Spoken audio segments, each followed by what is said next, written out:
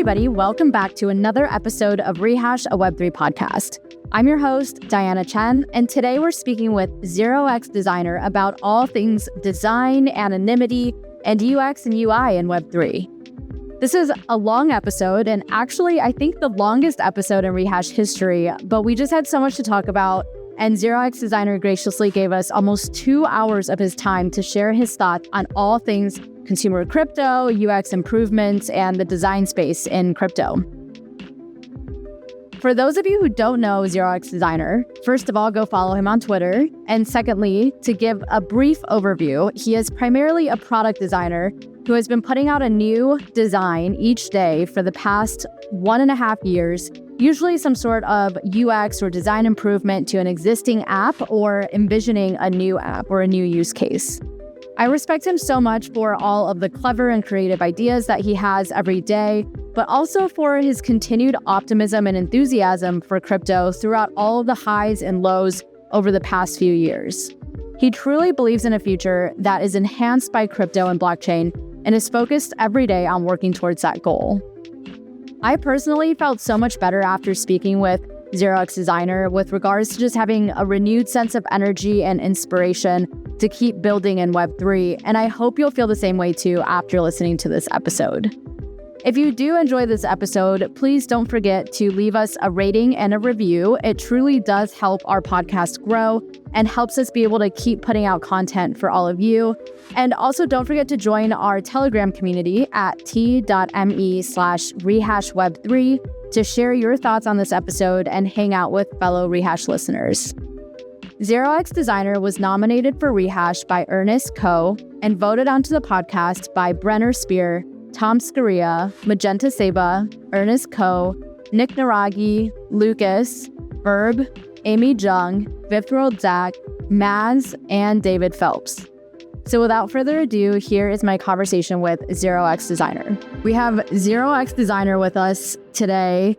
I've been following you for a really long time. I think we both entered into this space probably around the same time. I came into crypto end of 2020. And I believe that's around the same time that you kind of came into this space as well. I feel like we're from the same era of crypto. I'm a little later. I feel like I was really late after the NFT stuff happened. I didn't join Twitter. I never used Twitter until before, September 21. So I'm at a 3-year anniversary right now. Well, happy anniversary. That's also, I thought you were in the space earlier than that, but you so you missed a lot of the early hype with NFTs and PFPs. I feel like spring 2021, there was a big PFP craze with Cool Cats and Pudgy Penguins. Obviously, Bored Apes, I think, came out early 2021 as well. If I'm not mistaken, I have really poor concept of time, so I have no idea. But, yeah, I totally missed all that and then bought the top. Well, you're still here now, so you've clearly made it this far at least. I don't want to dive too deep into your background to preserve the anonymity, but based on what I do know about you, you have been a designer for the last decade or so, mostly doing independent work. I know you've done some really cool stuff in the past with a couple of FANG companies before getting into crypto in 2021, September 2021, like you just said. So that's kind of your brief background for people who don't know. Just because a lot of people, when I put out a tweet asking for questions for you, a lot of people are just curious about who you are. And obviously, we're not going to dox you, but can you speak at all to why you decided to be anonymous when you entered into the space and joined crypto Twitter? Was that a conscious decision, or did you just wanted to play around with 0xdesigner and you've managed to stay anonymous this whole time and now this is kind of just what you do? I get this question so often, and I'll just say over the last, let's just call it year or so, I've started to develop more IRL friendships with people that I've met online. I think the thing that I see when I meet people, a really small amount of people that I have a level of trust with and just sort of dox myself, share a little bit more personal information, have bled into my personal life and personal friendships. It's always met with extreme skepticism. What are you hiding? It's kind of shady at first, even though online there's this culture of being anonymous, and in crypto especially, it's accepted. and almost expected to some degree. But no, for me, I think first and foremost, putting work out every day is really hard, especially early on. And I think the anonymity helped protect that sense of like vulnerability of just putting yourself out there. And it gave me just sort of permission to suck. It gave me permission to try things. So from like a creative standpoint, it's really helpful. I think from a personal standpoint, in 2021, when I did eventually go down the NFT rabbit hole, I was so enthusiastic about just everything that was happening, like the vision that was being painted for like NFTs and its moment in culture. And I would not shut up about it to my friends and family. And I feel like I was that guy. Like I just wanted to talk about it so often. And I looking back on that, there's got to be a way to contain this level of enthusiasm in a way that doesn't become a burden to people in my personal life, especially because of the headlines. You know, like crypto is still to this day, I mean, less so than in 2021, but it's like less of a scam. But at the time, it just had such a bad connotation. And I think my enthusiasm was making people uncomfortable. So it was really nice to like compartmentalize like my enthusiasm with people that were like-minded on the internet, while also just kind of retaining like the relationships that I had, the reputation that I had built outside of crypto Twitter. And so that helped me feel safe to just express it without any reservations. Yeah, I totally get that. I think we've all been there at some point where we start learning about crypto, we get super excited about it, and we're that guy. I think we've all been that guy and we can't shut up about it, and it's super annoying, and we end up actually just turning people off more than we're, selling them like we think we're doing. Brian in the chat, by the way, says, Tom, thanks for supporting me amidst the Twitter stuff. But I totally get the anonymity part. Okay, those were two of the original reasons that motivated the anonymity. The other thing was, there's like one other reason, which was it felt like by the time I had entered the scene and started thinking about it and started reaching out to like try to connect with people, that there was an inner circle. And a lot of the people that I met in the inner circle had like so many credentials in the space, like either had worked like early Coinbase or early MetaMask or like went to Ivy League schools. I didn't really have anything impressive, like sort of powering my reputation in this like little universe. And so that was kind of cool to be able to just think out loud and put ideas out without any bias towards like, is this person credible? Are they legitimate? And it was just kind of like my ideas were accepted based on merit.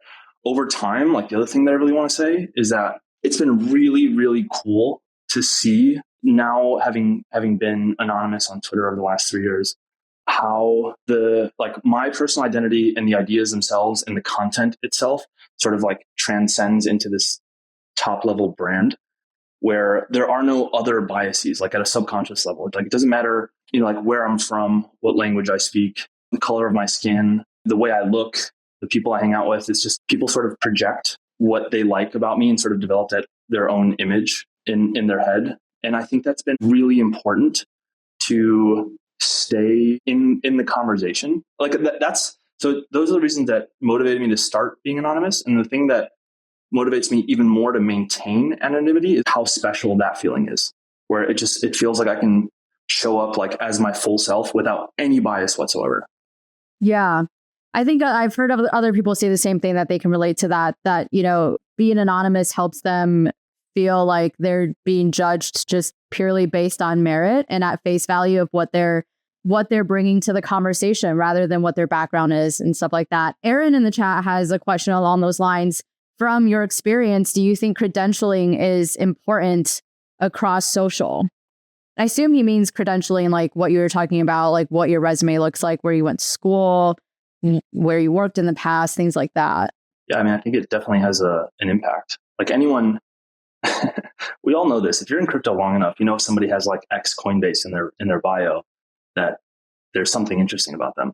I think what's really special about credentialing on chain is that it's like proven actions and like things that you've accomplished rather than like what brands are behind you. That's really special.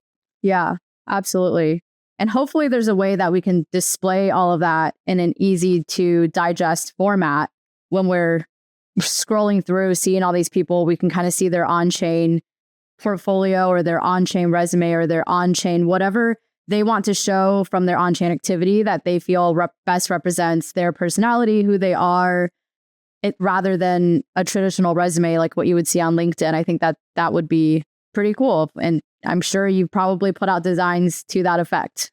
Yeah, Rachel just said, I'd argue that anyone who has X so-and-so in their bio cares at least a little about social credentialing. Yeah, and like I do think that there probably is some nuance there as well. But at the same time, I think there are certain contexts where that stuff might be relevant. And not so much with like anything to do with you and the work that you're doing, I would say. But for example, if you're thinking about investing in somebody and their project, you might want to know like something about their background, right? To make sure that you can verify their credibility in some way. I mean, I'll just ask this to you. Like, say you're angeling in some project. Would you be comfortable investing $10,000 into an anonymous project, or would you want to know something about that person, like have them be at least somewhat doxxed? No, I wouldn't be. I wouldn't be comfortable. In fact, if you flip it on its head, and it's like some of the teams or startups or companies that I've worked with recently, or just generally like over the last few years after starting this like anonymous account, like there's no world where I'm resistant to doxing myself before like formal engagement. Like that doesn't make any sense. I don't think that's fair to anyone. So you do dox yourself to projects that want to work with you, just not publicly, like on crypto Twitter. Oh yeah. If there's a DocuSign in my email, like, okay, that's the moment. Yeah. Okay. Gotcha. What do you think? Like, I'm gonna pose this back to you. What's your perception before this conversation, before I've even mentioned anything behind the motivation of anonymity? What's your perception of me without having any context around my background? So my knowledge of you prior to this was, like I said, I'd been following you on Twitter for a while, and I've heard you on a couple of podcasts before. So that's kind of the extent. My impression of you is, at least from Twitter, obviously, everybody knows you for your designs that you put out every day, your takes on UX, UI, and crypto, primarily that sort of thing. And then another impression I have of you is that you're kind of this like, it seems to me, correct me if I'm wrong, it seems to me like you're more of an optimist in this space. Like you really do believe in crypto and what we're doing here. And you're not just in it for, and you really believe in like the non-financial use cases too. Like you're not just in it for a pump and dump or to keep an eye on the price, wait for the market to go up, make some money and get out. Like you truly believe in what we can accomplish here. Like that's the kind of impression that I've gotten. That's cool. I wonder how much of the content is doing that and how much of the like identity piece of it is influencing that. What do you mean the identity piece? Like just being anonymous. My optimism, the connection between my optimism and the anonymity. Like I wonder what influence that has. From my perspective, like I don't think there's really any correlation there, but maybe from your perspective, because you're anonymous, you feel like you can be more optimistic without being criticized for it. Are people criticized for being optimistic? That's bad news for everyone. It is bad news for everyone. But yeah, I feel like maybe it's just the algorithm I'm being fed, but it seems like during bear markets, especially, like people get kind of eye rolled at if they're a little too optimistic. Yeah, I think the other thing too is I can be, and sometimes I only realize this in retrospect, and a lot of people have made this apparent to me, like just through like secondhand conversations. But sometimes I'm really harsh when I'm criticizing bad UX for like some app that I'm using. And yeah, I don't know if the anonymity gives me permission to do that, but in retrospect, like it's, yeah, I wonder if I'm trying to become more aware around that. Like, I wonder if the anonymity gives me like subconscious permission to be more critical of things that I want to see better in a more direct way. Possibly. I could totally see that being the case. Do you think in the future that you'll ever dox yourself publicly on Twitter once, going back to what you were saying about why you chose to be anonymous in the first place? Like once you start to feel safer in this space, you're obviously very well known and established in the crypto space now, and you don't have to worry so much about people not taking you seriously because you don't have the Ivy League credentials or whatever.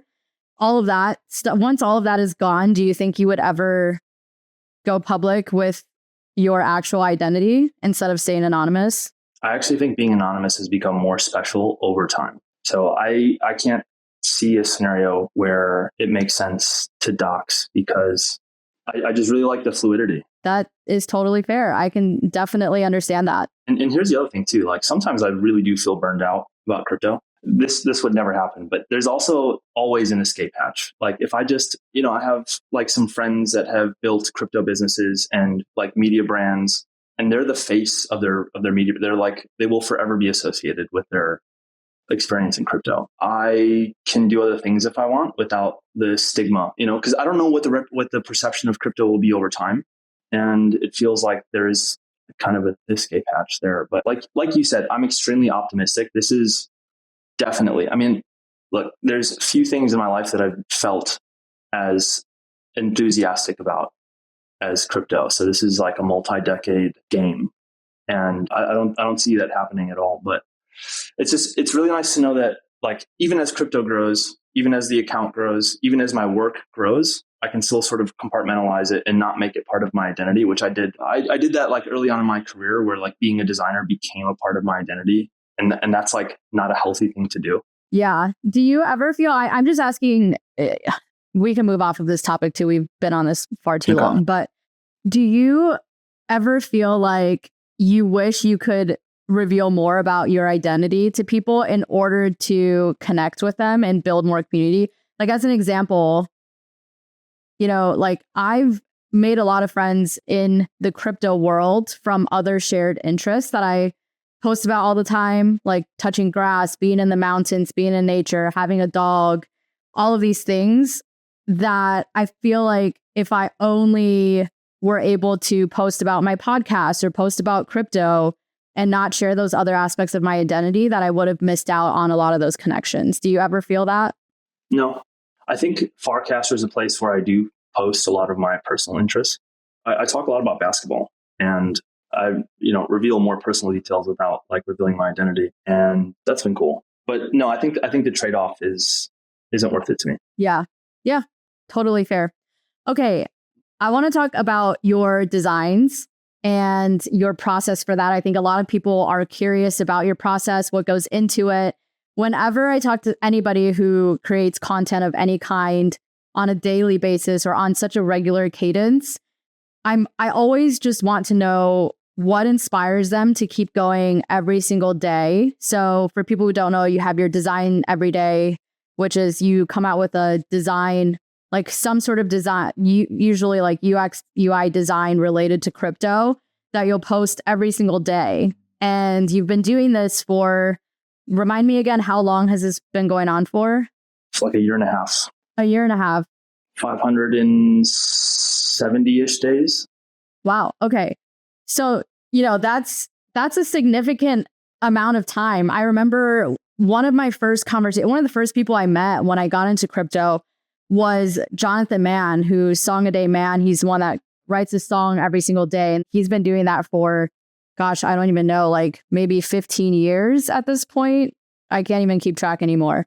But I just asked, the number one thing I wanted to know is just like, how do you keep doing it every day? Like as a creative of any sort, don't you just run out of inspiration and creative juice at some point and have a day when just like nothing is coming to you or like you just don't want to design anything? Like how do you stay inspired and force yourself to commit to this designing something every day thing for a year and a half now? Well, I'll share more about my process. Let me ask you a question. When was the last time you went a day without using Twitter? More recently than you would think, but I definitely go offline a lot more than the average crypto Twitter person. I spend a lot of time in nature. Sometimes if I'm out camping or whatever, I'll go a whole weekend without internet. So no Twitter. Oh, okay. You're a grass toucher. I like that. Yeah, I get that I'm an anomaly. I'm addicted to the internet. Like I'm on my phone and on my computer and on the internet like almost every day. And the designs are just a way for me to contribute to the conversation. There's a lot of people writing really great essays, and essays like are hard for me to write and to get myself to do it. But jumping in Figma and having something to say about my experience in crypto or where I think crypto is going and showing that in a mock-up is like second nature to me at this point. So it's less about like, okay, this is another day, I have to survive, and more just like, I'm on Twitter and this is my way of contributing to the conversation. Like some people write essays, some people make songs. I draw pictures. Yeah, no, I hear you on that. Have you ever experienced just like you wake up and you're like, I'm not feeling it today. Nothing is coming to me. I'm not feeling inspired. I don't know what to design. Does that ever happen? Like every other day, yeah. So what do you do on those days? How do you get yourself to still put something out? Sometimes it's just like stepping away.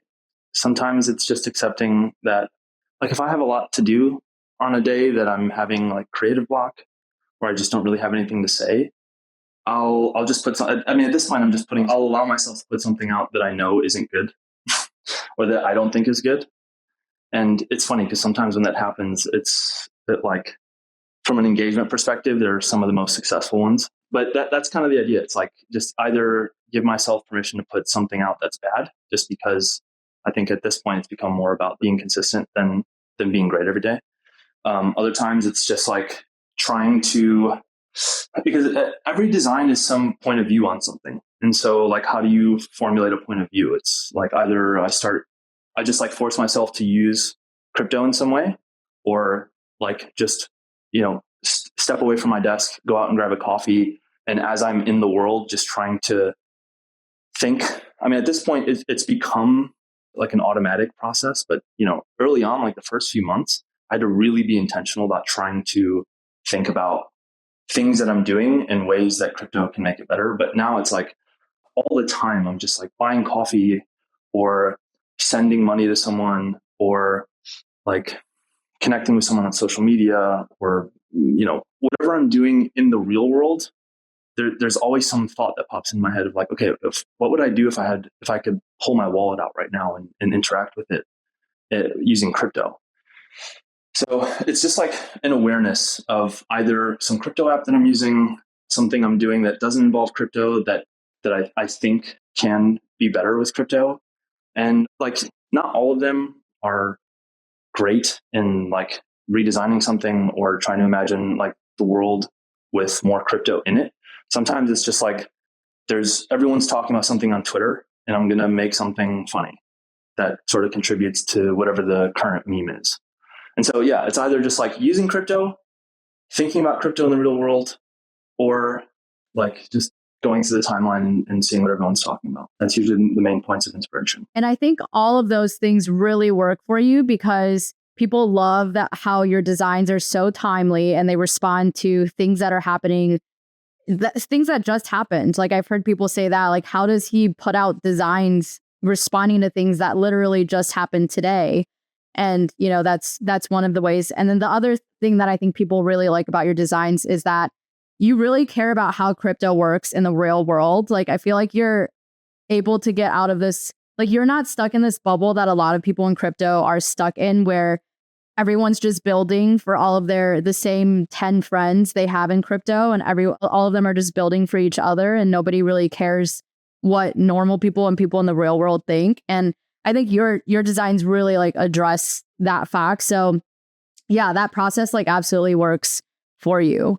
And what you said too about not letting yourself be too worried about putting out bad designs, that was one thing that Jonathan Mann said about his songs too that stuck with me over the years. Is he's like, I purposefully, I think before he even started this writing a song a day thing, he purposefully would put out really bad songs. Like he would just write bad songs, like the worst music he could write. He would just write it and publish it. And that exercise helped him feel okay with putting out not good music. And that, I think, really served him down the line to like not be so worried about making everything perfect before publishing it. But Ernest had a question in the chat. He said, does the burden of putting out good stuff get heavier over time as more designs get published? See, here's the thing about putting stuff out every day is that there isn't a moment to sort of take a step back and reflect on the process or like on what my experience is like. So my instinct is like, no, it feels the same every day. It's just like some days are hard, some days are easy. I have no idea how that's sort of fluctuated or like what the delta is between like right now and the very first day. But the other factor is that like the more time that has gone on, the more of my own attention and my own personal time I'm investing into it. So early on, like the first few months, I was trying to time box myself to like 30 minutes a day or an hour a day to get something out. And now I'm giving myself like all day, it's like it's the center of my day at this point. And so when I give myself multiple hours to try to think of something and make something, I end up filling that time and it doesn't get any easier. So I think that's one factor that is like just hard. It's hard to say whether it's getting harder over time or as I'm giving more time to myself, I'm just like procrastinating more throughout the day or something like that. But the one thing I can say for certain, without a doubt, is that it's not getting easier. Part of it too could just be, you've been putting out designs every day for 1.5 years. At some point, you'd think, maybe you'd run out of ideas or the ideas would start to dwindle a little bit. Like, how long do you expect to be able to keep this up for? Well, I don't know. Like I've heard other people say that too. Like, do you run out of ideas? I mean, I don't think that's the case because like imagine running a software company or like just like in people's jobs, in any kind of job. It's like, especially if it's a creative job, like, do you ever run out of ideas? There's always something to work on. If crypto is in its most perfect state, we will always find something to make it better. Like Apple is one of the most successful tech companies in the world. Like Netflix, I mean, you name it, like the most successful products in the world, you can look at them and be like, oh, it actually could be better like this. So I don't know if it's as much about like, there's a finite number of ideas or creativity. I think it's more just orienting it around my personal experience or around like a specific problem that everyone feels. And that will always be the case. And also, I think creativity is kind of like a muscle too.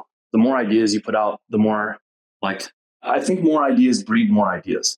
Yeah. If that makes sense. Yeah, 100%. As you've gone through this exercise of like going about your day-to-day life, identifying places in our physical world where crypto might make sense to integrate into that, have you also identified areas where it doesn't make sense to build crypto into this, or maybe places where people are trying to incorporate crypto into it? I remember back in like, I think it was the hype of 2021 or 2022 or something, when everybody was getting into crypto, like all the big Web2 traditional media names like Gary Vee and stuff, people were putting out all sorts of crazy ideas like, oh, we should put our driver's license on chain, our IDs on chain, our healthcare documents and all of that on chain.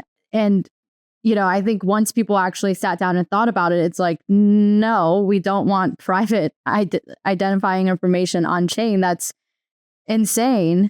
Have you, but like, to a lesser degree or to in any other way, have you identified areas of our real life where you're like, I've thought about this, like I've tried to design around this. It just doesn't, like, we just don't need crypto in these parts of our lives.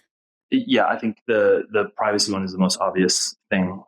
I often like fantasize about going to a restaurant or something and paying with USDC. I have this like, I don't know, this arbitrary rule that like whatever's in my wallet, I'll never off ramp into my personal bank account.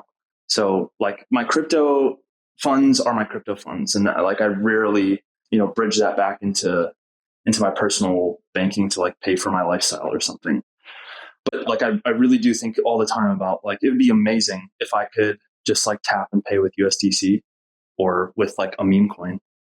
And then something stops me where I realize that like that's public and kind of uncomfortable for someone to always track like where I'm spending, where I am at any given moment, how much money I'm spending. That's kind of weird.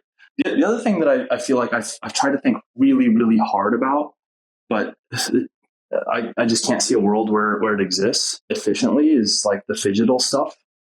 It's like if I buy a tokenized shirt and I have like the token in my wallet and I have the physical thing and I want to resell the physical thing, it's really hard to just try to imagine the mechanics around how that works in a way where like the token always accompanies the physical thing.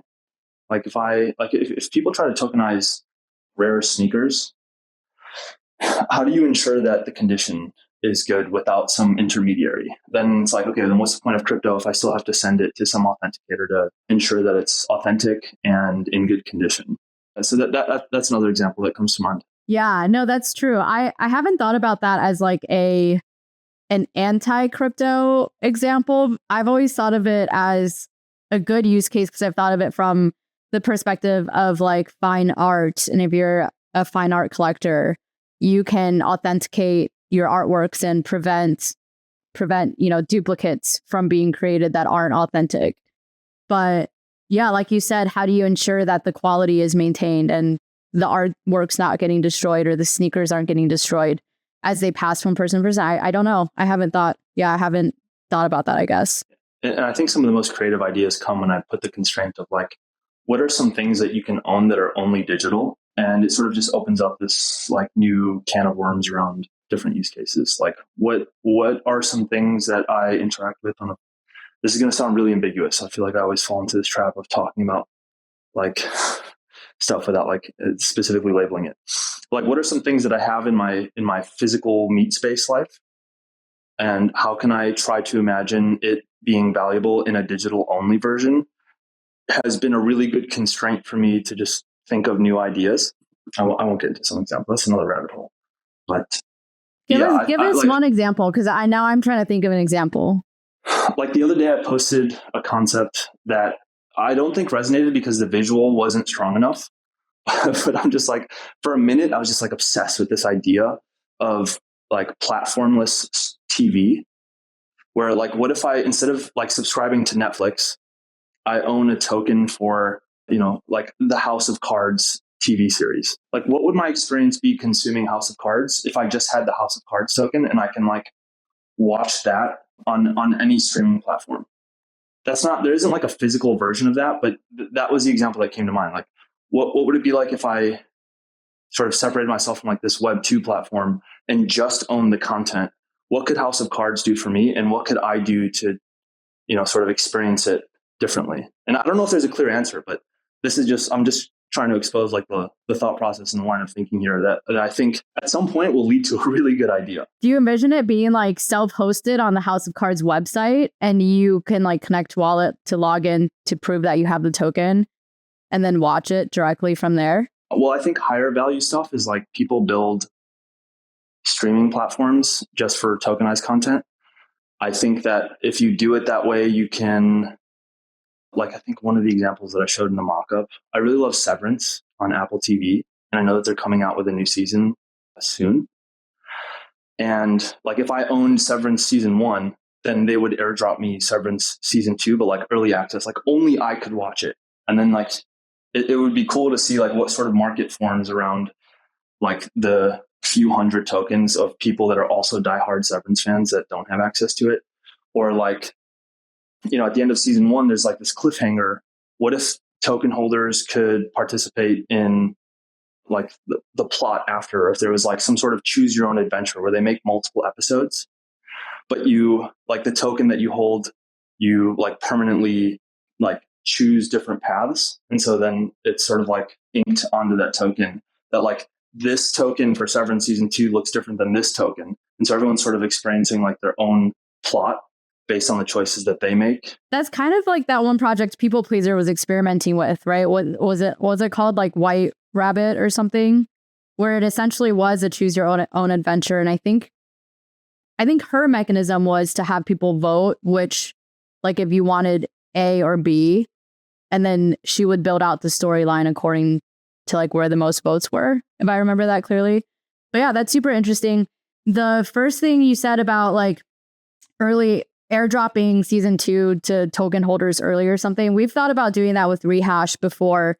The biggest problem with airdropping episodes early is that once it's on chain, it's technically public and people can technically go and find it, whether or not they hold it in their wallet.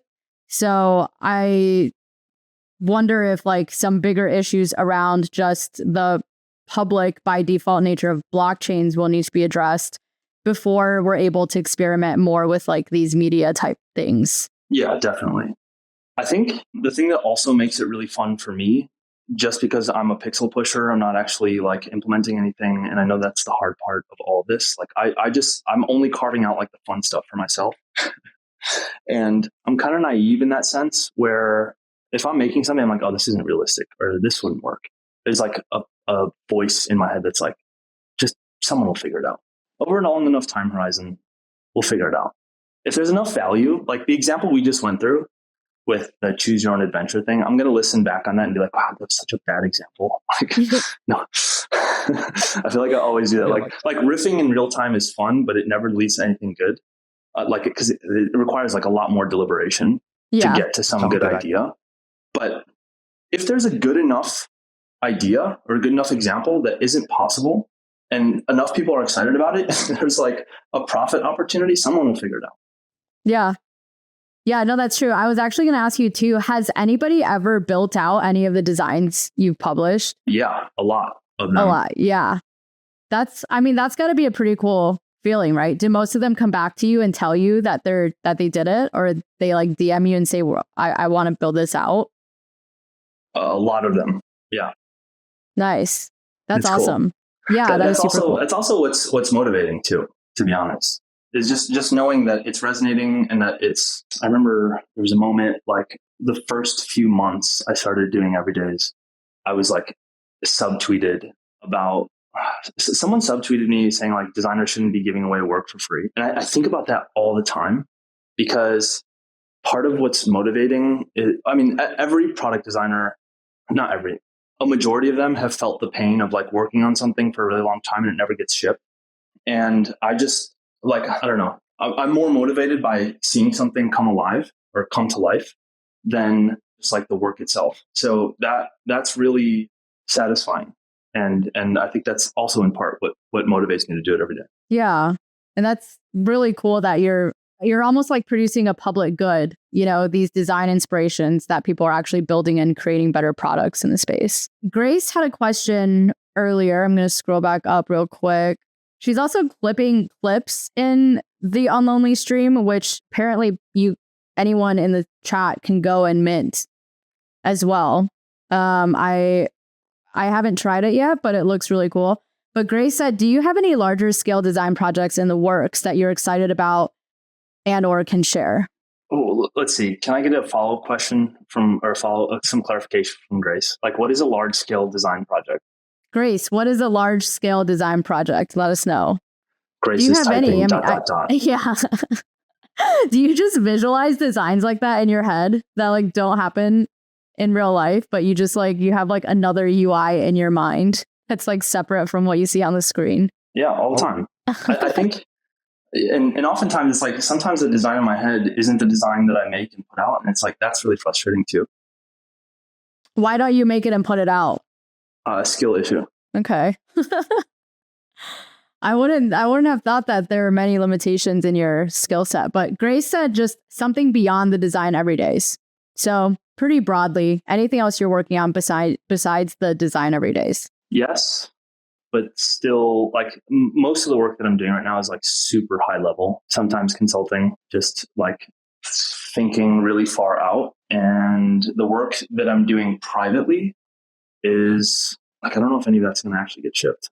I'm just like, at this point, I'm like professional idea guy. And, like the people that I'm working with can do what they want with it. I don't really have much control over it. Like, am I starting a company? No, not yet, at least. Well, along those lines, I know you're really into experimenting with and like testing out new Web3 apps, like consumer apps, social apps. You were one of the first when we were deciding to like get on Hypersub, you were one of the first Hypersubs that I saw.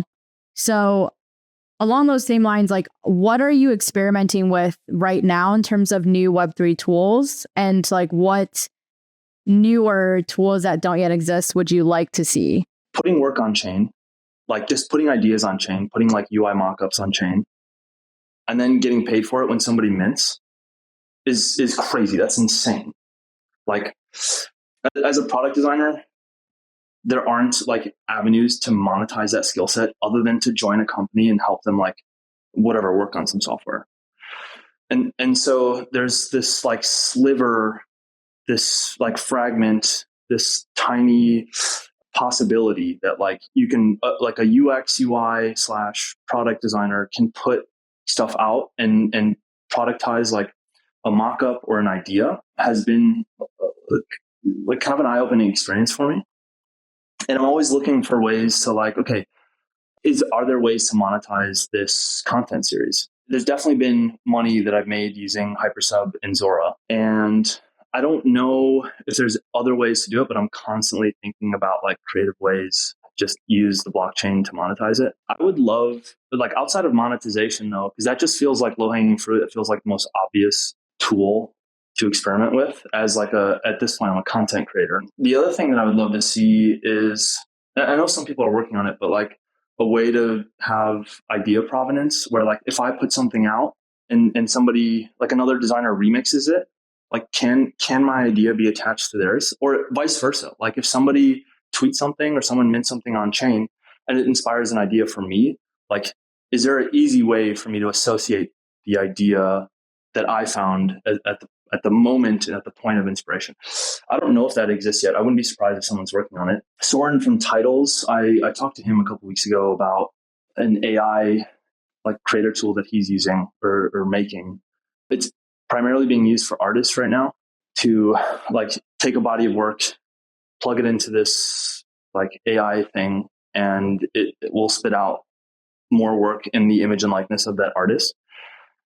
And right now there aren't any really great product design AI tools, but I'm going to try to experiment with Titles and see what the result of putting, 600 something, mock-ups into this AI thing and see if it can spit out like design concepts. That would be really cool. I would be curious to know what your result from that is, because so much of your design is more than just design. It's also like the idea, like the conceptualizing the idea part is kind of the hard thing, right? And that's the part that I'm not sure if AI would be able to come up with. Like you're basically asking AI to come up with more new ideas for products, for UX improvements, for things like that. Not just like, oh, this is the style. I want a piece of artwork showcasing all of my sneakers in Picasso style or like something like remix like that. Like you're actually asking AI to come up with monetizable business ideas in a sense. I'm not sure. Yeah, I'd be curious to see if you're able to make that work or not. Yeah, I think like the concepts that I'm putting out are definitely like problem solving, and it's going to be hard for an AI to sort of replicate that just from the visuals. I also think the visuals are as much interfaces as it is storytelling, because my goal is to put out a single screen that lets you imagine some scenario. So I don't think the AI is going to be able to do that either. Any AI, like not just Soren's from Titles, but I still think it's going to be cool. Like if you plug in a few hundred device mockups, like what will the result, even if it's bad, even if it's useless, it's just going to still be really cool to see what the output is. We have another question from the chat. Complete the blank. I wish PMs / engineers / marketers / fellow designers, CEOs knew blank about crypto design. All right, two things come to mind. The first is, and this is recency bias because I was tweeting about it earlier today. I think the big draw for me into crypto was interoperability, that I could do something on one app and it affects my experience on another. And like yesterday, I also tweeted about some reflections on why I've been so tired of trying new apps. And it's because I have to create an account every time I log into some new like PWA or like a new kind of social fi app. I mean, I love them all, but it's like there should just be this way to connect my wallet and it like pulls in all the account information that I need, like all of my social graph. And it should make inferences about who I am and what I like and serve me content that way, because that's ultimately like crypto's competitive advantage. So I wish more founders and PMs were ruthless about that, where like I should just be able to jump around every app and show up as like my full on-chain self without having to recreate anything. And that's not even like the inconvenience of it. It's just like that's sort of the magical moment for me. That like from a product perspective, I think that's what makes crypto so special. That's the most important non-financial use case. I think the other thing is what I was saying earlier. Like I have the ability because I'm just putting ideas out to just be like, someone will figure it out. And the amount of times that I've like shared an idea that I'm excited about, like personally with a founder or with like a PM or with another designer or someone working on crypto software, especially in the consumer realm, where there's like, oh, we can't do that because like it's an infrastructure problem or something like that. I'm going to sound really ignorant and naive and kind of dumb when I say this, but I've been thinking about this a lot lately, where I just want people to be like, we'll figure it out. Like, I don't know, we don't need a new EIP. We don't need like more infrastructure. I don't know, try to figure it out. I wish more people would say that, even if it failed. Can devs do something, right? Yeah, exactly. Do you think that there's another question from the chat? Do you think there should be a difference between design and crypto design? Perhaps that's the issue. Yeah, this is like something that I had in my notes to ask you too, is like when it comes to design or UX in these crypto apps, why do you think it is that if you think about like just where we've progressed with the internet, and I think this was a question that DeFi Beats had on Twitter too, along the same lines. If you think about where we've progressed with the internet and with design in Web 2 apps, I would say that we've gotten to a pretty good place with UX, UI. The design is clean. Apps are easy and intuitive to use. So why do you think it is that when it comes to building crypto apps, it's like all of a sudden we've regressed back to the 90s or the early 2000s before we made all this progress to where we are today? And suddenly it's like we've forgotten everything. I think the nuance there is that building something in crypto is like building products using open source tools and software. And so if you compare any open source project with Airbnb or Apple or whatever Web 2, like polished Web 2 company, it's a lot easier to create end-to-end experiences when you control the database, when you control the front end, and you can make things that are more cohesive. When you're building crypto products, you're like there's a lot of standardized protocols, but a lot of different standards that claim to be standardized. And I think that makes it difficult. Like connecting your wallet using Wallet Connect or some other version is like, it's going to have an impact on the experience. And it's really hard to create like a complete end-to-end crypto experience without centralizing most of the experience. So I think that's part of the challenge. I also think a lot of the apps that are most used are trading apps. And yeah, like when you're building a trading app, I'm trying to figure out the best way to formulate this. There was a metaphor that I used a couple of years ago where it's like using crypto as a trader, like as a crypto native, is a lot like driving manual versus driving stick. Like if you're a trader and you're trying to maximize like the time, or just be really fast and be as cost effective as possible, like you want to drive stick because you want to know like where the engine is at any given point. You sort of have to like surface and expose everything under the hood so that the trader feels like they have the most amount of control. Versus like a lot of the consumer apps are more like driving automatic, where everything's sort of abstracted away under the hood. And in some of those experiences, I mean, it gets like, it's kind of close to like a Web 2 experience where the user doesn't care about what the chain is, the user doesn't care about gas. And I feel like we're at that place now. And I feel like it's beneficial to sort of think about like, does Web3 UX feel like the 90s, some regressed version of internet UX? Like, because I think we're like inching there slowly with some of these like abstracted consumer experiences. Like Coinbase Smart Wallet is great. There's like some native apps that, make it really seamless. Like Zora did a really great job with the double tap to mint. And, they found a lot of these tricks to sort of get around like the app store constraints and like broadcasting blockchain transactions. They did a lot of really clever stuff on the front end. So that's kind of another like distinction too, is that for right now, for most crypto natives that are like profit motivated, like you want to expose the stuff that's happening under the hood so that they feel like they have the most amount of control. Right. Or at least that was the case like a couple of years ago. Yeah, no, I totally agree with you. I think we've progressed a ton in UX, even just in the last few years alone, since you and I joined the space, it's night and day. Thinking back to like my first crypto interaction with whatever apps we had, which were very limited back then, to until today, where there's, I think the Farcaster ecosystem, in my opinion, is doing a really good job with a lot of the things that you've talked about with interoperability, having your identity carry over from various new apps that are coming up in the Farcaster ecosystem. Whenever I just this morning was playing around with Rodeo Club, rodeo.club. Yeah. Yeah.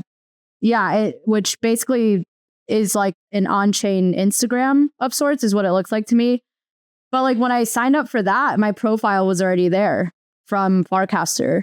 And same thing when I use other Farcaster built apps as well. So I think like that sort of experience, I think, was like unimaginable to me, 3 years ago.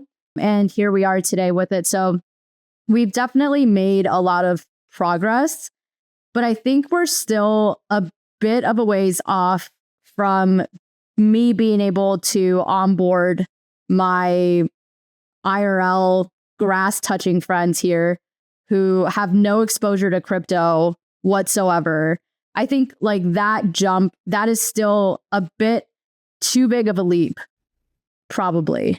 Here's the thing too. It's like the stuff that like all of our non-crypto native friends want to use, it's not useful enough. Like if you look at some of the web, like the crypto experiences that do have great UX, let's use Rodeo as an example. Love the Rodeo team. I love the foundation team. I think it's really well, it's polished, it's smooth. They've ironed out a lot of the kinks since they've launched. But like for me, I love using Zora. I love using Rodeo. I love collecting things. I can't tell you why I'm collecting things. There's no like one reason. Someday it could be valuable. I'm also building an interest graph for myself when I'm collecting things. But how am I going to convince somebody who isn't crypto native to pay $1 to $5 to collect something? Or even a couple cents, like where there's a transaction to like something in a social feed. So there's like this spectrum of like apps that are really easy to use, but haven't quite nailed usefulness yet, or like a really strong value proposition. And then on the other end is like apps that are really hard to use that people are willing to tolerate because there's a potential to make money off some pumping meme coin. Like to me, that's the spectrum that exists right now. Yeah, no, you're absolutely right. We had Niche from 1KX on recently too, and she was saying how, she would expect to see a trend towards apps like what MoshiCam is doing with covering gas, like sponsoring gas for all their users, so that users can actually use their apps completely for free, like not even having to pay the $1 to $5 to collect, or even the pennies in base gas to like mint something or collect something. Yeah, but MoshiCam is another good example. It's like, okay, so if they're abstracting away all the gas and all the blockchain stuff, then you're putting MoshiCam against, like, in this category of other social apps. And now you have to ask the question of, why would somebody use another social app? So like, even if it's super easy and abstracted and uncomplicated, there's still that value proposition issue.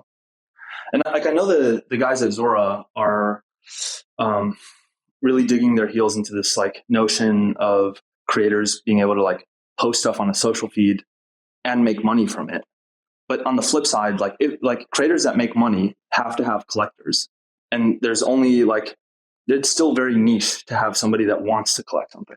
No, that's totally true. What's your thought process like when you are exposed to a new social app? I feel like you're very open to it. I feel like I've seen you on crypto Twitter and stuff, like openly say that you're willing to test new apps and stuff.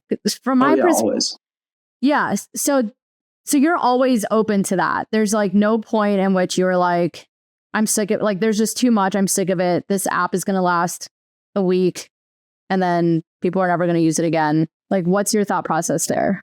I don't think they're mutually exclusive. I think I can still be open and then feel like no one's going to use this app again. I look, I think, I don't know if this is coming from as pure of a place as it sounds, but I just want this stuff to win. Like, I want to see, and I want to use an app that I can also share with my friends and family in my personal life, and they are just as excited about it as I am.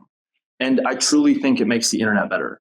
Like, I think that's why I'm such an interoperability maxi, is because that's something that isn't possible with Web2 platforms, like especially not possible permissionlessly.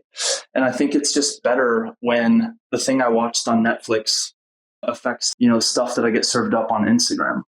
Like, instead of like Instagram advertising things to me that I accidentally click, or like my For You, this is like a really dumb example, but I want all of the things I do on the internet to feel cohesive. I want to like own a piece of it, and I want that to give me perks on some other website or unlock some like special benefits here. That was always a thing that was really exciting.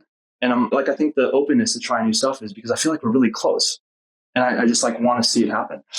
And so that's like the purest explanation. The other thing is it's just like also more inspiration, like I want to see what everyone's working on. And I want to see if like new problems emerge that I can contribute to from like in the conversation. Like where can I add value? Where's the current state of things? What other ideas can I create just based on the experiences that I'm having firsthand with new stuff? So I think that's the other reason too. Yeah, no, I love that explanation. I think for a little bit, I was getting a little like burnt out by all of that because of the lack of interoperability. Like I would have to go through the whole process of creating an account, setting up my profile, finding people to follow, building an audience, all of this stuff every single time someone came to me with a new social app to try. And I think that got a little tiresome. Obviously, that's changed today. Like we were just talking about, I was able to go on Rodeo and start using it immediately. I didn't even have to edit my profile or anything. So that's changed. And then also, I think like for a while too, it was like before everything was like cross-chain interoperable, I was always like, oh shoot, like I don't have any base ETH left. I have to like go bridge some more of that before I can use this app and do this action that I want to take. So a lot of that is being abstracted away as well. So it is getting much, much better. I feel like this was like therapy for me in a sense. Like I'm feeling a lot more bullish, I have to say, after speaking with you and just absorbing your optimism and positivity. So thank you. That's awesome. That's so good to hear. Another question that I thought was interesting from Twitter was from DeFi Beats. He said, are we inventing a new design language in Web3 or just bad at UX? So we kind of talked about this already with like, it's just open source and therefore a lot harder to have good design. Do you think that we will come up with some new design primitives while building out these Web3 apps? Or do you think we're eventually going to somehow, kind of just imitate the Apples of the world, the Airbnbs, like the apps that already have these beautifully designed interfaces? Okay, I remember seeing this question, and I think it's kind of loaded. Yeah, definitely. Because I actually don't think we're creating a new or a unique design language. I think this is like, from my point of view, an oversimplified like history of how crypto interfaces have come to be. They're either influenced by the original, like the absolute original version of MetaMask, like that wallet experience where it has like all the fucking buttons presented to you at once, like swap, buy, send, whatever the other like options that are on at the top of every wallet. And so everyone's kind of copying that. And then the other thing is just also thinking about wallet experiences. I think they're so heavily influenced by other stock trading apps. And so I think that's kind of the thing that sucks about like crypto design patterns, is that they still kind of feel like Robinhood, or like they're trying to copy Robinhood or trying to copy original MetaMask. And then even some of these social platforms like Barcaster is a Twitter clone, Zora and Rodeo are Instagram clones. So I think my perspective is the opposite. Like I think we're just recreating old like UX patterns for the way crypto exists now. A really good example of some minor change that really stood out to me was that like Coinbase Wallet put your balances on the profile page. And then like now when you open Coinbase Wallet, it's like an explore feed, which feels more like, let me think, what does that feel familiar to? I don't know. I won't think too hard about it right now. But I think maybe I should just start memeing this. Like we should just try to be more original about the use cases and then let the interfaces form around the use cases, as opposed to like copying Web 2 patterns. So anyway, I'm going to stop there and let you react to that, because I actually don't think that crypto has a lot of original design patterns. I would agree with that. And I think there's always been this conversation about when we're thinking about building out anything in Web3, should we think skeuomorphically about, what is like the Web 2 equivalent that we're doing in the Web3 space, or should we think more originally? And obviously it's a lot easier to think skeuomorphically about, why don't we try and build the Web3 Uber, the Web3 this, Web3 that, instead of having more original thoughts and building new things that just straight up didn't exist previously. So if we were to try and think more originally and not just copy the same UX patterns that we experienced in the Web 2 world, like what would be some ideas that you have for like more original UX ideas that would specifically pertain to Web 3 apps? From a design perspective, it's actually good to mirror as much of a familiar interface as possible. Like it is by design. Here, watch this. This is my magic trick. Where's the shopping cart? Top right corner. Yeah. And if somebody tries to get creative with that, like it's done. You're gonna quit. So like there are things that people expect, and it is good design to match those expectations as much as possible.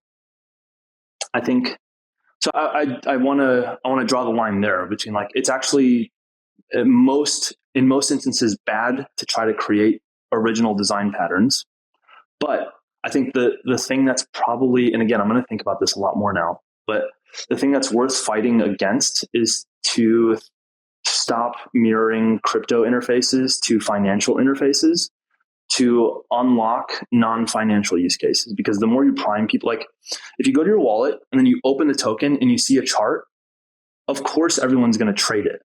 Like what other ways can you present a token, a coin or an NFT that will change the behavior based on the way it's presented?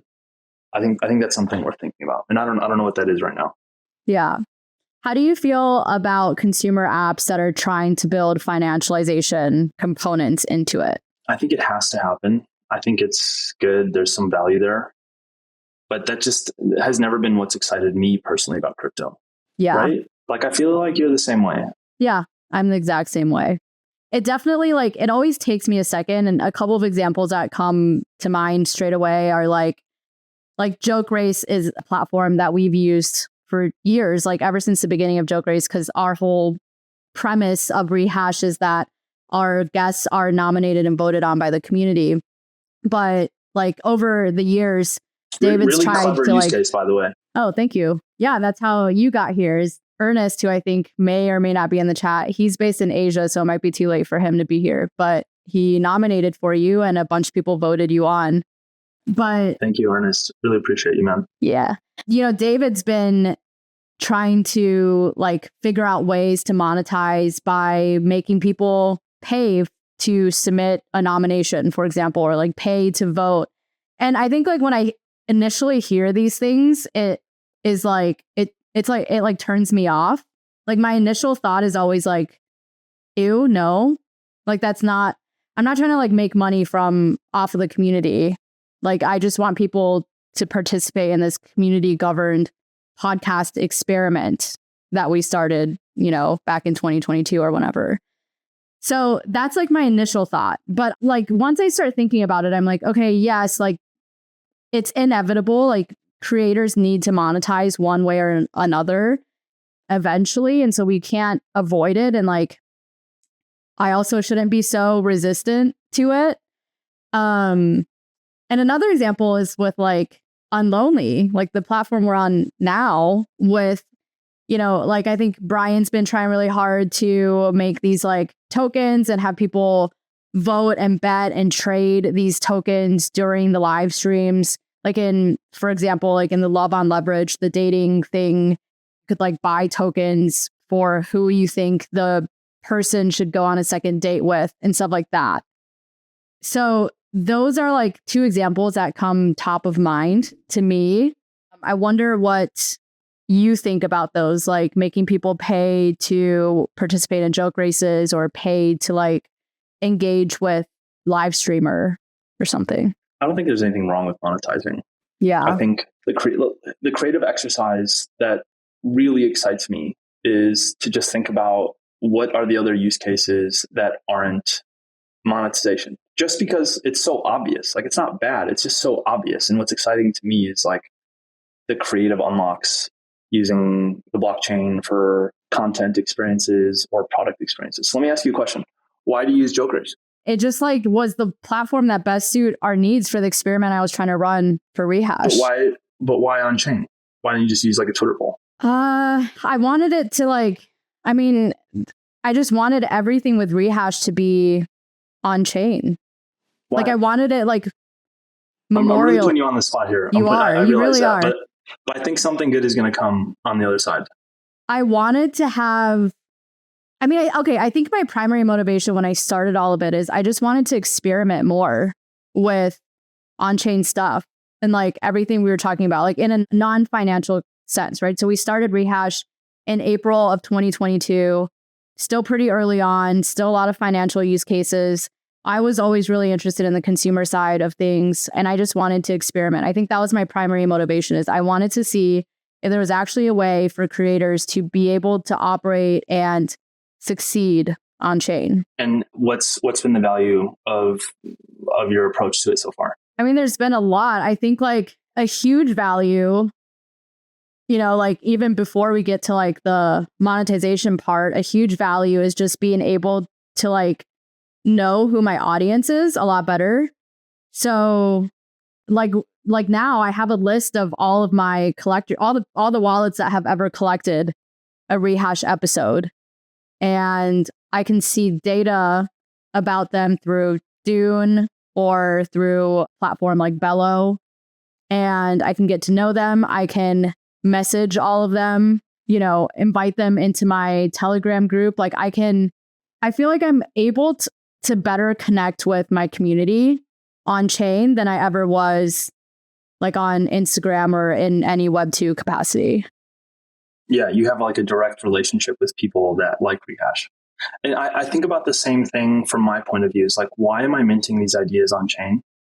The first year, I called it season 1, I was minting like 90% of them were just one of ones on mainnet. And then I had this moment where I was like, okay, now I want to get in as many wallets as possible. I don't want to create scarcity around like the collectible thing. And if you ask me why, I don't think I could, like, even now, like I'm actually not entirely sure what happens now that I have like a bunch of collectors on chain. But I think you and I can both agree there are a seemingly infinite number of possibilities with like the tag or the connection that you have with all the wallets that are interacting with Joke Race, with all the wallets that are collecting design every days. Like, I don't know. So I sometimes fantasize about like working with a brand or working on a product and then like like doing some arrangement where it's like the only people that get early access are the people that collect design every days, something like that. Like there will always be some categorization of people that I know I have a relationship with, and at some point I'm going to pivot from I'm just going to put content out there and allow people to collect it just for collecting's sake to, okay, now I have a couple thousand collectors. I'm going to like refocus all of my energy into how do I add as much value to them as possible. And it's not clear yet, but I know that in this ecosystem, like more ideas, frameworks, concepts, and products will emerge that someday that will be obvious. It just kind of feels like we'll figure that out later. But right now, let's just keep making all these connections. Let's get as much people voting on Rehash content as possible. And then like either they will be rewarded in the future or some other special thing can happen with the people. Like you will always have a record of the people that are early supporters. Let's say Rehash becomes like the biggest podcast in the world. I don't know if that's your ambition, but that becomes like some special way for you to either reward them or for if somebody's voting on the first few episodes and it becomes the biggest podcast in the world, like that's bragging rights. Do you know what I mean? Like, yeah. This episode will be minted on chain. And if Rehash becomes the biggest podcast in the world, I can say I was one of the early episodes. which is amazing for me. 100%. And it's funny you brought that up because we actually, like, that is something that I've been thinking a lot about and feel like we've reached a place where the community has done so much for us in the last 2 years, and it's time for us to give back to the community. So we just set up our leaderboard on Stack. Like, we just inputted all of the contracts that we've had for Rehash NFTs, like the joke race contracts, and rewarded people for participating in the joke races, for collecting our episodes on chain, for doing all of these things. And so now we have like a visual leaderboard, 1, 2, 3, like ranked all the way down to the thousands of our top supporters. And we made sure to assign different point values to different actions that we value more. And so when, for example, like when Rehash initially launched, we launched through a mirror crowdfund. And so those initial, I don't remember how many people, like 150 people or whatever, who supported us when Rehash was nothing more than like a concept, like a one pager on Mirror, essentially. Those people we assigned like the most point value to, because those are the people that believed in us when there was like nothing to believe. There's literally nothing to believe in. Like, we haven't done there's no reason to believe in it.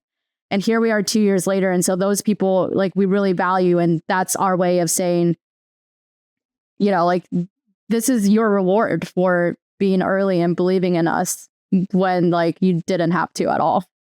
Yeah. And that reward can be financial. It can be social. It can be a bunch of other things. Yeah, exactly. So like, there's value in, like, let's just generalize it, like the creator and consumer relationship. But the thing that I think is extremely underrated is the value in the consumer to consumer relationship. And the example that I always like to use is I've been collecting 0x Light's art, like, I don't know, for years. It feels like years. I actually don't even know when I first discovered his stuff on Zora. And I think the exciting part about doing that over time is that he has this like aesthetic, this like visual and design sensibility, and this knack for memes that I know he just like has like a very strong taste profile. And I know that other people that are collecting his stuff probably resonate with his work the way that I do. So there's a product experience that exists that's independent between your relationship with Rehash voters and Rehash listeners, where like, so Zora is a thing, and now Rodeo is a thing. I think we can all agree that there will be like thousands more social experiences that are going to build on top of this like emerging collectible economy as like a social experience. And, we can even toss Farcaster in the mix and Warpcast. But I want to know that when I enter like this new social app, that I'm going to be suggested people based on the things that I've collected or things that I've done on chain in the past. Like, I know that if I'm a Rehash fan, I want to immediately find other Rehash fans, and I want their content, and I want direct line to communicate with them so that we can be friends, so we can be internet friends. I want the same thing with like 0x Light collectors. I know that if you collected 0x Light at the time that I was collecting 0x Light, we have a lot in common. And I feel like that's, I always go back to this idea of like an interest graph. So the stuff I'm doing on chain, I'm consciously building an interest graph. And I think that there's a product opportunity, like at the app layer, where I can find people that have same interests as me. And I think it can make the internet a lot less lonely. What would that look like? Also, plus one, everything. I completely agree with everything you just said. We have like a public Rehash Telegram group and then a private one for our Hypersub subscribers. And it's been so cool to see the people in that chat become friends with each other and meet up in person, like at ECC, and send photos of them together. And the only reason they met was because of Rehash, because of that like common interest. So yeah, I totally like, I love that aspect too. And I do agree that it's probably like, it should be talked about more than it is. Yeah, totally. Thanks, Grace. Nice. I love Rehash.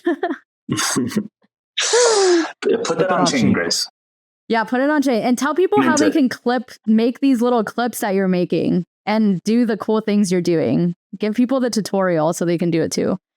But yeah, going back to what you were saying, going back to what you were saying earlier about, or just like before this, about like what that future would look like of this once the interest graph that you've been building up for so long is actually seen in some sort of interface, in some like at the app layer, what would that look like? I'm sure there's some way that I can't imagine now that's meaningful. I think in the simplest version, it's just like, if I'm porting my Farcaster follower graph into some other social app, like the suggested follows should be like, you should follow this person because they've also collected, or you should follow this person because they also voted. And when I go to someone's bio or someone's profile, it should tell me the things that we have in common. That's like the most substantial way for that to manifest as possible. I also think that the way that I've experienced this thus far was when Hire the token launched earlier this year. I was so confused because it just like showed up in my wallet. And I think they distributed it based on people who were like casting in the Hire channel or whatever. Excuse me. But then I remember going through and being like, all right, I really love the vibe that's sort of forming around this meme coin. And this is coming from somebody who hates meme coin. I think they're so frustrating to me because of the use case, but also just because of how much money I've lost, like trying to trade them. I didn't want to say that, but I was like, it sounds like this is personal. It's so personal. Yeah. And then like just kind of going in and being like, okay, I really want to participate in these memes, but like whose bags am I pumping if I just like try to help contribute meme? And I was like, oh my God, these are all my internet friends. Like all my favorite people on Farcaster are the top holders. Okay, this is great. Like not only do I want to buy more, I want to be a part of this thing. I want to like proliferate it, because then it becomes like, in that way, it's a social activity where like I'm aware of who the other holders are. And like in that way, it sort of felt like a club. And so that was kind of cool. And that's like present day version of how that has manifested. But yeah, I think just generally like the people you follow, the content you consume, the suggestions should sort of have that sentiment of like, hey, you have interacted with this thing, you voted on this thing, you hold this thing, you once traded this thing. Here are other people that do it. Because like the thing I always come back to too is like, if you hold Dog with Hat or you hold Degen, what do you know about those two people? And like, what confidence level do you have that you'll get along with one or the other? Like for me, Degen means that somebody's on Farcaster and I like everyone on Farcaster. Somebody who holds Dog with Hat is like probably really funny, like they have like a high risk appetite. They're probably a little bit greedy. Like I can be friends with both of them, but you can sort of, in the same way that you can develop those impressions, you can relate to people, especially in like a content feed. So you're saying meme coins. So you're saying meme coins are a good thing because you can use it to signal like your vibes. I mean, I think there's so many ways to signal your vibes. The meme coins just happened to be the most recent example. Like I can use the same example with like people that are voted on Rehash. Like there's something to be said about somebody who's voting and nominating people on Rehash. That's a really good point. That's really true. And I think we are already seeing things like Daylight interface apps like that do show you what your friends are minting and will recommend those things to you. It shows you what claims, what airdrops you're eligible for and things like that. But I just wonder, like from your perspective, like, are you hoping for more of those types of apps, or are you hoping for like a cohesive app where I can simultaneously see what my friends are minting and then also like post photos, to my feed, and then also collect stuff, also do like X, Y, and Z? Oh, you're getting into everything app territory, aren't you? Are you a super app believer or not? Oh, definitely. Yeah. And I was especially a super app believer at the time when everything was so fragmented. I think more things are becoming cohesive. And I think to answer your question, it should be everywhere. Like let's use my Farcaster follower graph, for example, because I think this is like a very immediate thing. Like I can go to Warpcast and then follow you on Warpcast. And then I can go to another Farcaster client and follow you there. But I should also be able to follow you from interface on Farcaster. I should be able to follow you in my wallet on Rainbow or Coinbase wallet. I should be able to follow you on Rodeo from like in my Farcaster follower graph. So this is to me where like the magic of interoperability is. Like there should be one app that brings everything together in a way that is like opinionated and cohesive. So you don't have to like constantly switch to do stuff in like to connect your wallet or to sign a transaction or to mint something on Zora, like all these things in one place. There's a lot of value there, or at least all the stuff we're doing on chain right now. But then on the other end of the spectrum is this notion that I should also be able to do those things everywhere else. Like, why do I have to go to ENS to renew my ENS domain? I should be able to renew my ENS domain from anywhere. What are some other examples? I mean, I'm sure you can think of some, but like if I can do one thing on one app that updates a state on a blockchain, then I should also be able to do that everywhere else where that thing is relevant. I think the Farcaster example is like the easiest one to understand. I should be able to follow you from every app that I've connected Farcaster to. Yeah. Where do you see Farcaster growing to? Do you see it becoming almost like the Twitter replacement as like, if you think long-term end goal state? Or do you see it being like there's going to be this Farcaster ecosystem of people who are these vibes or whatever, and then there's going to be like a Lens ecosystem of people who are these vibes, and there's going to be different little clusters, like different worlds, like different like digital worlds that people exist in depending what community they prefer? Define long-term. I mean, let's say, like, how long has Farcaster been around so far? A couple of years? Let's say in like 2 to 3 years. That feels short-term to me. Does it? Okay. Yeah, but let's go with it. So in 2 to 3 years, I think Farcaster is going to try really hard to build up. I think Dan Romero has been very public about his goal of like 10 million users. Do you know what they're at currently? I don't think anyone does. And I say that because I think the people who do have numbers, like it's so hard to tell. Actually, yeah, I don't know. I don't want to get into that. That feels political. Okay, moving on. But I think, okay, so let's go like 10, 20 years down the road. I like that game. Okay. I don't think Farcaster is content. It's not like a social app. It's database of your followers and people that follow you. And like, if you just think about that, because right now Warpcast is just a means for us to follow each other. I say something, you like it, you follow me. So now there's a connection between us.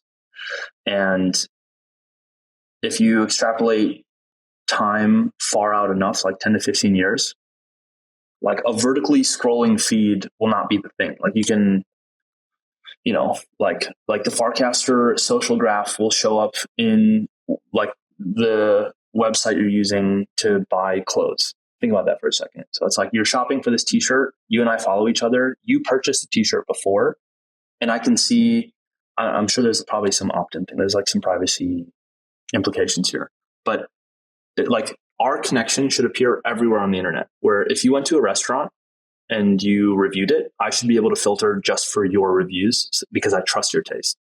Or like if you bought this shirt and you didn't like it, that should be the first review that comes up. And of course, like shopping online will look completely different than like the way we shop on Amazon right now. But it's just layering that lens on all the things that we interact with online, like just adding social proof everywhere.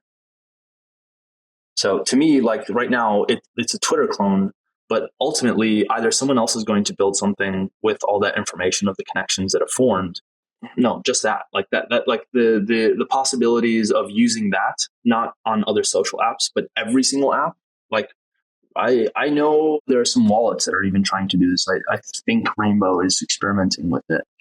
Or like when you swap into a coin, you can see who of the people that you follow also hold this coin. Like to me, that's what's meaningful. And right now the Twitter clone is just a means for us to find each other from our content in a way that we're familiar with. Yeah. I can see that use case applied to just about every aspect. I mean, it's like you said, like the restaurants, like if I go eat at a restaurant or I'm reading reviews on restaurants trying to decide where to eat, I would love it if my friends or the people I knew, if their reviews showed up first instead of some random people. Because I can tell you when I scroll through any restaurant reviews, I live in like a mid-sized US city, but it feels like super small to everybody else who's from like New York or a major city. And there's like no food scene here. And when I look at food restaurant reviews here, most places have pretty high reviews, like 4.5 to 5-star reviews. I know. I don't know a restaurant that doesn't have a 4.5-star review. Really? Okay. But then if I go to like Vancouver, for example, which has like the best Chinese food, like top 3 cities in North America with Chinese food, like all of these Chinese restaurants have like less than 4-star reviews, like 3.5-star reviews.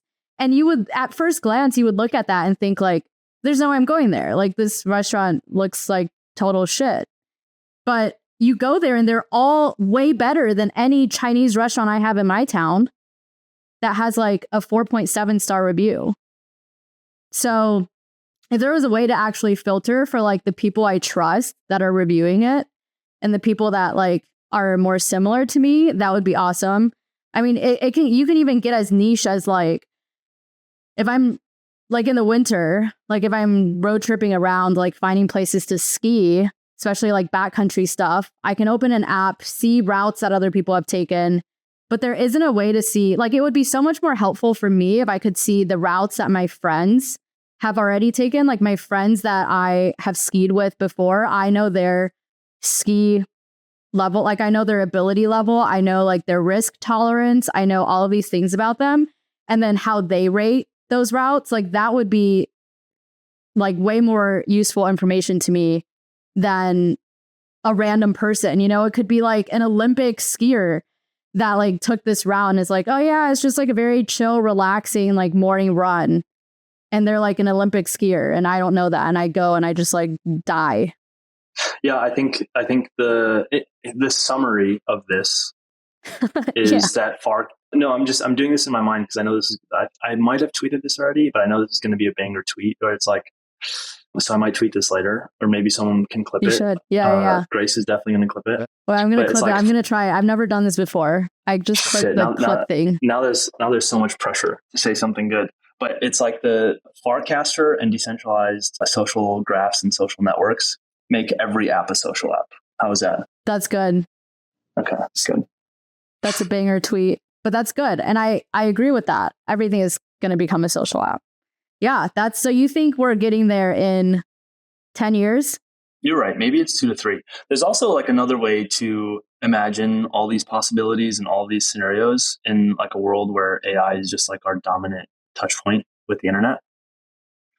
I don't know. There's nothing jumping out at me right now. I'm sure I've thought about this or created some content around it in the past, but like how do these connections now manifest themselves with a bunch of bots all over the internet?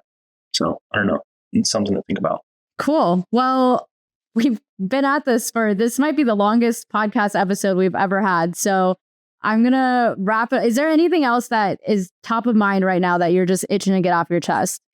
Should I be flattered this is the longest or the opposite? Like, am I just rambling here? No, you should be absolutely flattered. Definitely Amazing. Flattered. Yeah. Yeah, I am. I'm honored. And honestly, I feel like we could keep going if there's anything else to talk about. There's nothing like burning in my mind right now that I can throw out there, but I'm down to wrap it up if you want. Let me just go through the tweets real quick and make sure we've got everybody covered. 0x Katie did have a question. What is your favorite color and why is it black? And of course, I had to come back with a snarky remark that black is potentially not a color, depending on who you ask. I saw that. That was good. That was really clever. Is black a color? What was your response? It was a picture or something. I just Googled it and like the AI response that Google gave me was like black is the absence of color or something like that. Yeah, it is, in a technical sense, black and white are not colors. They're shades. They augment colors, quote, and yet they do function like colors. They evoke feelings. So yeah, that sounds like someone from crypto, like trying to explain what black is as a color, just like over intellectualizing something that doesn't need to be over intellectualized. 100%. 100%. I actually don't wear all black as much as most other designers. Yeah. I don't know. I don't like, I don't feel like a designer. Okay, here, I'm going to reveal a little bit more of my background. I never studied design.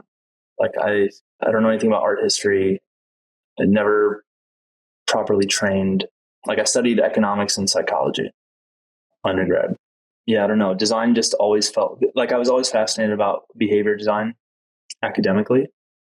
And I didn't want to code, or just like too lazy to learn how to code. And so design just always felt like my ticket into tech. And I knew I wanted to work on tech. I feel like with your designs, like you are thinking so much more holistically about the product and about the problems than most designers I know. So it does really make sense that you have like a more varied background. Like you have a different background before you got into design.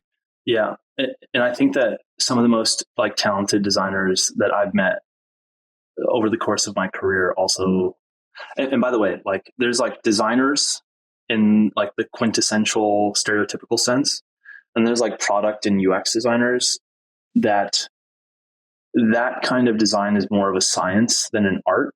I think I talked about this a little bit on the Liquid Culture podcast, but like design and software is just following patterns. Like there actually isn't that much room for creativity. You can't be expressive. Like there's a pattern for a button, and a pattern for a card, and a pattern for a menu, and you just have to drag that around like a Lego block all day long. I don't know, like when people think design is such a bastardized term, but when people think and hear designer, they think of like graphic designers or interior designers. That's like where most of the mind share is.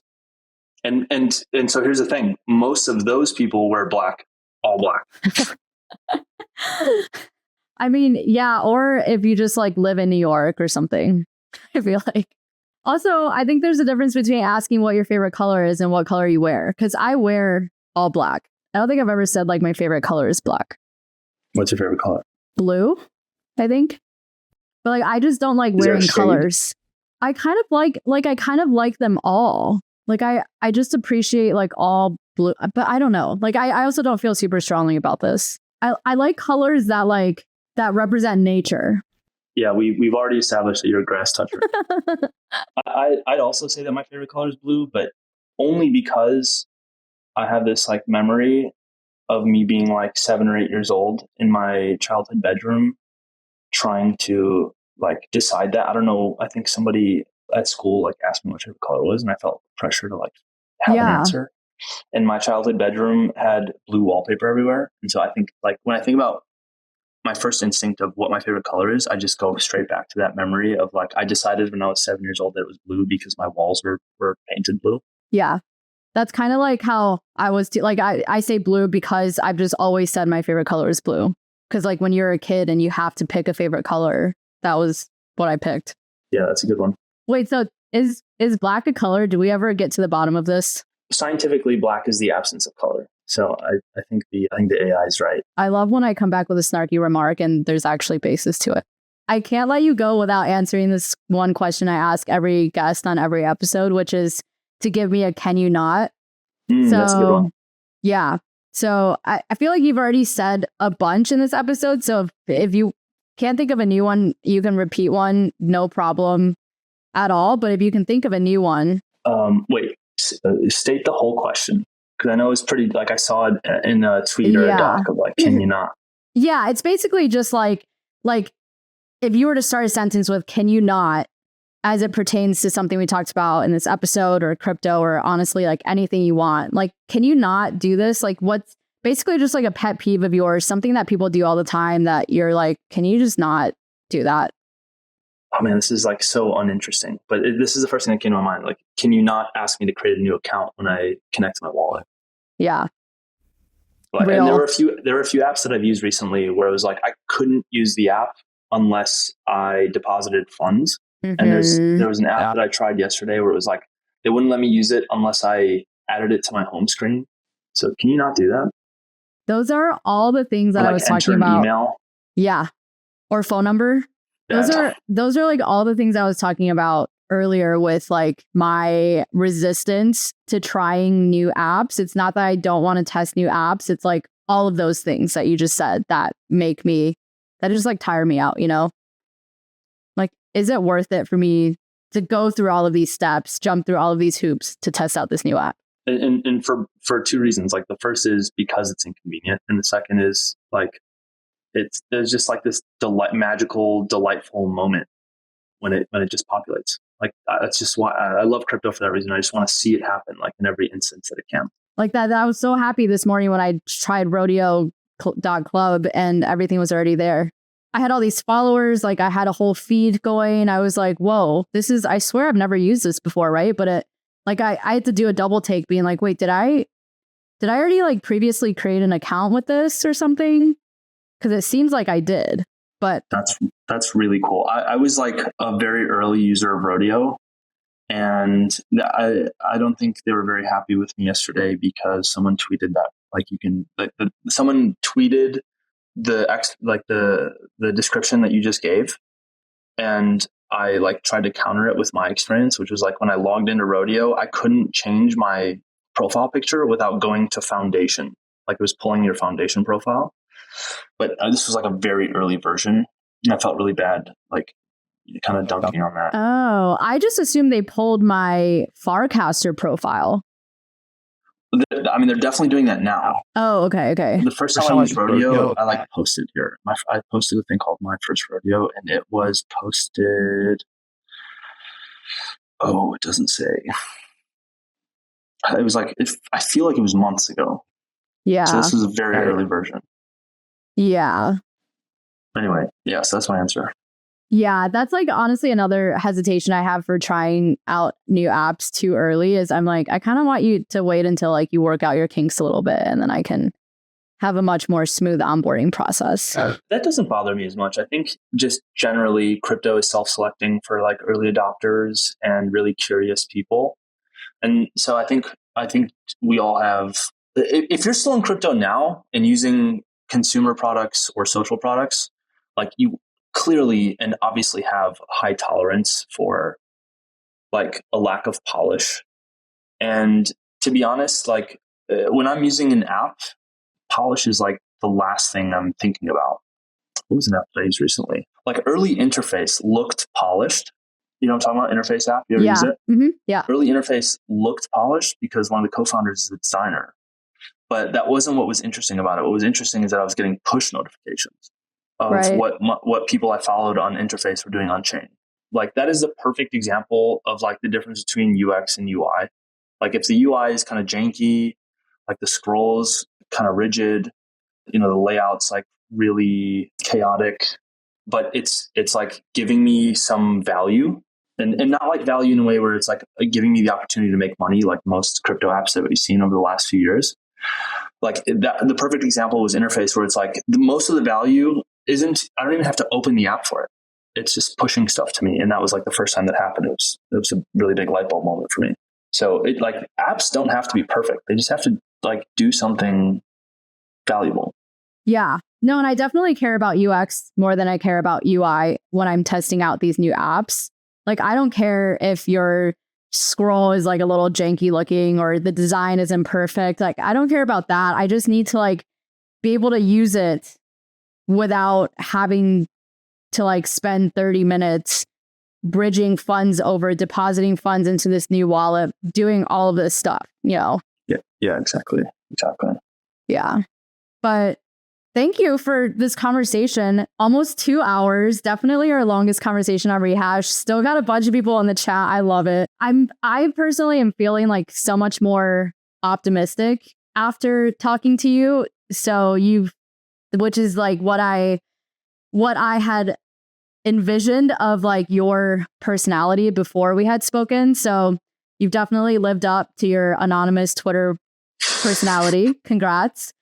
And just want to say thank you for taking the time to join us and for like everything that you've done over the last few years too. I think you've really like uplifted a lot of people, kept people around, like kept people feeling optimistic for the future and really reminding people what crypto is all about, you know, and like at the core, it's not just a pump and dump thing.